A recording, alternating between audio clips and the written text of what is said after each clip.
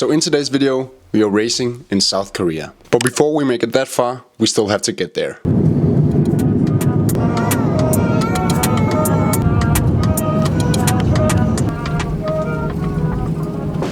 Straight off the plane here in South Korea, what are your first impressions of this place?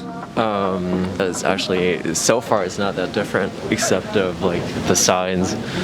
I can't read them. Well, I can, but I can't really read them. And then apart from that, so far it's pretty similar.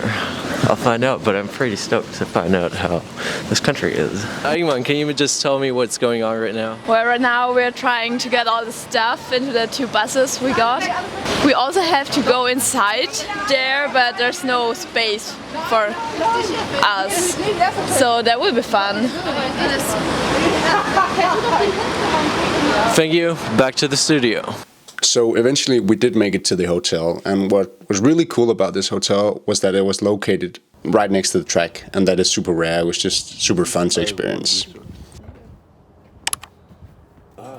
That night, however, we didn't get to eat at the hotel, so we had to go out and get our first experience with the Korean kitchen, and that was also a very good experience. The next morning, as we woke up, we went straight to the track because we had to do a track walk. Training was already that following day after we landed, so we had to get adjusted to the track really quickly. Now, luckily, the PyeongChang track is the 2018 Olympic track, so at home we had all been studying and could look at the curves and see what it was like. But the reason why we do track walks is to get adjusted to the surroundings, and people have their different ways of learning a track, and for me it's all about seeing where some stuff is and where other stuff is, and then, getting adjusted to the landscape. Despite this, my first training in PyeongChang was really tough. I was hitting every wall that I possibly could, and it was just mentally super tough because I went there with the expectation of going really well, doing really well as I did in Europe, and then I wanted to go to PyeongChang and just slide fast, but the case was that I didn't, and that's just super tough.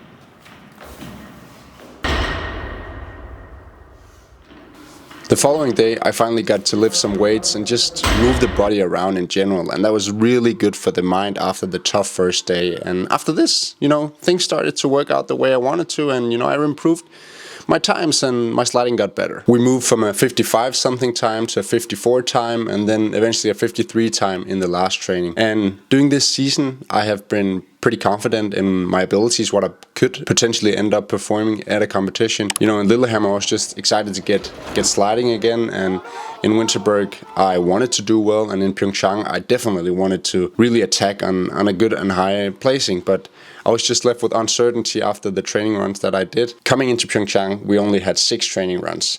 So for me, I saw that as a big challenge, but potentially also, a big advantage, because we went to PyeongChang, had the first 2 runs where I saw all of the mistakes that I could possibly do. And then for day 2, I then moved on to fix them.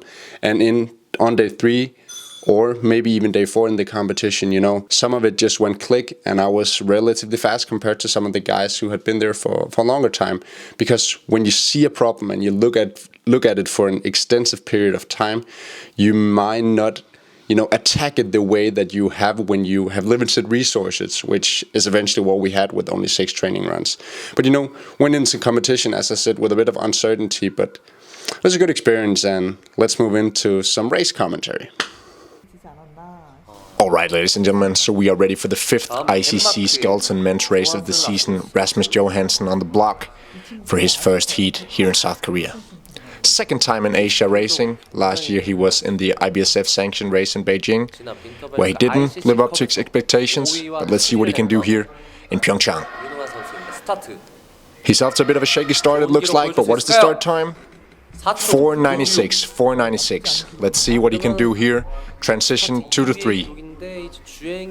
Oh, he just barely gets through. Had a lot of troubles there in training, but he holds it off from the wall. Let's see what he moves here. Out of curve 5, not ideal to curve 6. What about curve 7? Gets out of there, looks to have no troubles. Now, curve 9, what can he do here? Very tricky transition. Oh, not the best of sliding from him, but he manages.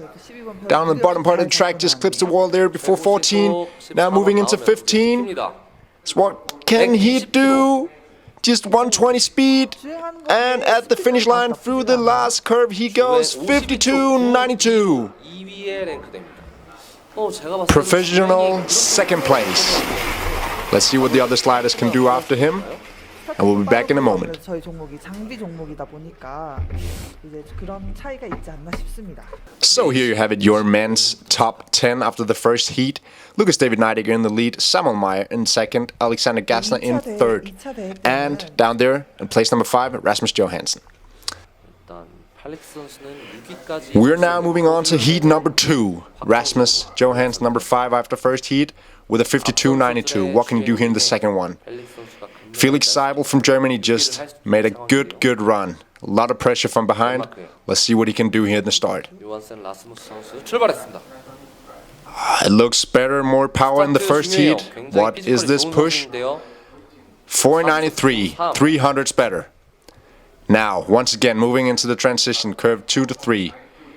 Once again, just holds it barely off the wall. Not ideal, but he makes the most of it. Now, moving into 5. Looks better through 6 than in the first heat. Now, 7. Decent, maybe hangs on a bit too long. Now, moving on to curve 9. It's better in the first heat. Not a lot of trouble there compared to the first heat. Now, in the bottom section. Curve 13. 14.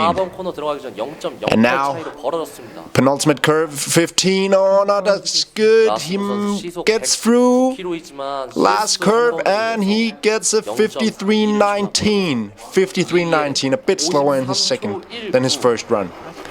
With that, he moves into second behind Felix Seibel from Germany. He's got to be happy with that.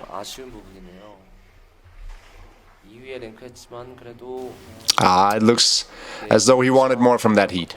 So I finished 6th in the first race in PyeongChang, and the day after I finished 7th, and really good results for me, you know, leading or starting this season. I could never have imagined to finish in those placings, but I'm proud of where we are, I've said before, and I really look forward to keep this going. And you know, the extended podium, someday I'll hopefully turn it into a real podium, top 3, but the extended podium is such a nice gesture from the sliding world, and I'm really happy about standing up there with those big nations, those big guys who, you know, have done a lot of things in this sport that I also want to accomplish eventually.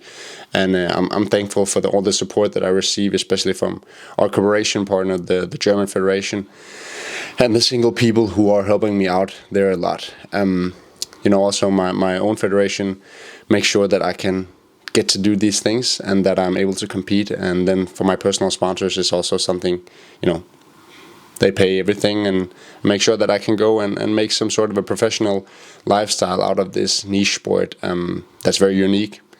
But I'm happy about the things that we make of it. So thanks for watching. I hope you enjoyed, and I'll see you in the next video.